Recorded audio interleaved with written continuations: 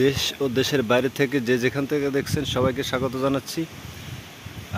বর্তমান বাংলার পরিস্থিতি জানার জন্য অনেকেই আগ্রহ প্রকাশ করতেছেন এবং বলতেছেন, তাদের জন্য এই ভিডিও। যদিও আমি রাতে কিছু দেখাতে পারছি না এবং কিছু বোঝানোর চেষ্টা করতেছি।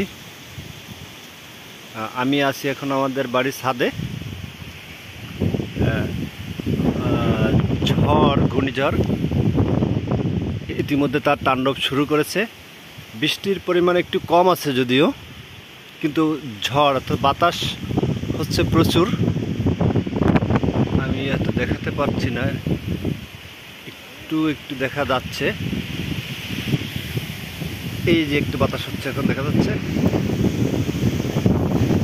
হালকা বৃষ্টি। তার ভিতরেও আমি ছাদে উঠে কিছুটা ভিডিও করছি সবাইকে যা দেখানোর জন্য, যে অনেকে হয়তো আগ্রহ করে আছেন যে আসলে মংলায় ঝড় বৃষ্টি কেমন হচ্ছে এটা দেখার জন্য। এদিকে দুপুর থেকেই আমাদের এলাকায় বিদ্যুৎ নাই, ফোনেও চার্জ ঠিক মতো নাই। সংক্ষেপে কিছু একটা করার চেষ্টা করছি। সর্বশেষ জানিয়ে রাখছি যে এখন এই মুহূর্তে ঘূর্ণিঝড় তার তাণ্ডব শুরু করেছে। সে খুব ভালোভাবেই দম করে করে মানে কিছুক্ষণ নীরব থাকছে, আবার ধাক্কা দিচ্ছে। প্রচুর আকারে বাতাস হচ্ছে। আমরা যদি দেখানোর চেষ্টা করি, কিছু দেখা যাচ্ছে না আসলে। তারপরে এই যে